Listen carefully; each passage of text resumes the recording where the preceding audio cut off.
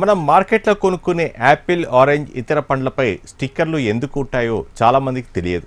పండ్లపై ఉండే స్టిక్కర్ల ద్వారా దాని నాణ్యతను తెలుసుకోవచ్చు.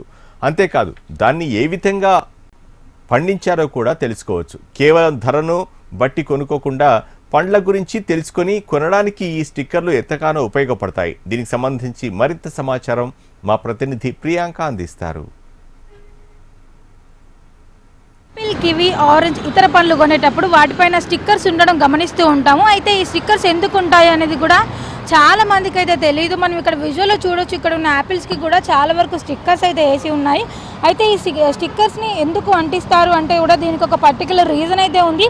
ఈ స్టిక్కర్ల మీద PLU కోడ్ అనేది కూడా రాసి ఉంటుంది. దీని ద్వారా పండ్లు సాగు చేసే విధానం, అంటే వాటిని సేంద్రియ పద్ధతుల ద్వారా పండించారా లేదా రసాయనాలు ఉపయోగించారా లేదంటే జన్యుపరంగా కూడా మార్పులు చేసి ఉత్పత్తి చేశారా అనే సమాచారాన్ని కూడా తెలుసుకోవచ్చు. అయితే పండ్ల నాణ్యతను అంచనా వేస్తూ PLU కోడ్లు అయితే 4 లేదా 5 అంకెలు కూడా ఉంటాయి. వీటి ద్వారా అయితే మనం పండ్ల నాణ్యతను కూడా తెలుసుకునే అవకాశం అయితే ఉంటుంది.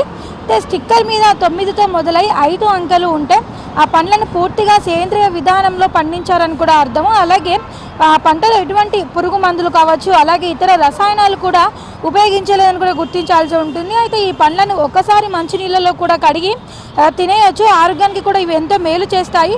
మనం ఇక్కడ విజువల్లో చూడొచ్చు, చాలా వరకు యాపిల్స్ పైన స్టిక్కర్స్ కూడా ఉన్నాయి. అయితే ఒక్కొక్క దానిపైన కూడా ఒక్కొక్క కోడ్ అనేది కూడా రాసి ఉంటుంది.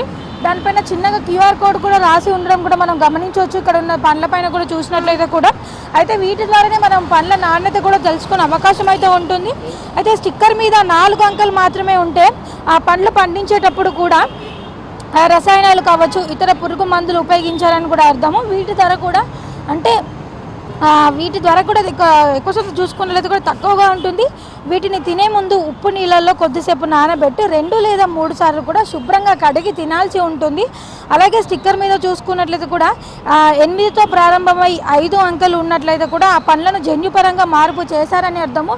కాబట్టి ఫ్రూట్స్ కొనేటప్పుడు నార్మల్గా ఇవేవి గమనించకుండా మనం కేవలం కొందరు తక్కువ ధరకు వచ్చేవి కొన్ని, అలాగే కొందరు ఎక్కువ ధరకు వచ్చేవి కొన్ని కూడా కొంటూ ఉంటారు. అంటే ధరను బట్టి కూడా పండ్ల నాణ్యతని అంచనా వేస్తుంటారు. కానీ కొందరు అది మాత్రం నిజం కాదు. ఇలా పండ్లపైన ఉన్న స్టిక్కర్స్ని పట్టి మనం దాని నాణ్యత కూడా తెలుసుకునే అవకాశం ఉంది. కానీ చాలామందికి ఇదైతే తెలియదు. కొందరు తక్కువ ధరకు వస్తున్నాయి కదా అని కొంటూ ఉంటారు. కానీ అలా కొన్నప్పుడు అవి ఎక్కువ శాతం పెస్టిసైడ్స్ యూజ్ చేసి పండించినవి ఉంటాయి. కాబట్టి అలాంటి తినేటప్పుడు కూడా 1-2 సార్లు ఉప్పు నీళ్ళలో నానబెట్టి కడిగి తినాల్సి ఉంటుంది. ఎందుకంటే వాటిని పండించేటప్పుడు కూడా అందులో రసాయనాలు కలుపుతారు. కాబట్టి ఇవన్నీ దృష్టిలో పెట్టుకొని కూడా ప్రజలు ఫ్రూట్స్ని కొనేటప్పుడు పైన స్టిక్కర్ని గమనించి తీసుకోవాలని కూడా ఈ స్టిక్కర్స్ అయితే వేయడం జరిగింది. సో ఈసారి పండ్లు కొనేటప్పుడు అయితే ఈ స్టిక్కర్స్ ఎందుకున్నాయి, అలాగే వాటి నాణ్యత ఎలా ఉంది, దానిపైన కోడ్ నెంబర్ కూడా ఎలా ఉంది అని కూడా చూసి తీసుకుంటే ఆ పండ్ల నాణ్యత కూడా మనకు తెలిసే అవకాశం ఉంటుంది. వీడియో జర్నలిస్ట్ గజానంతో ప్రియాంక, HMTV, హైదరాబాద్.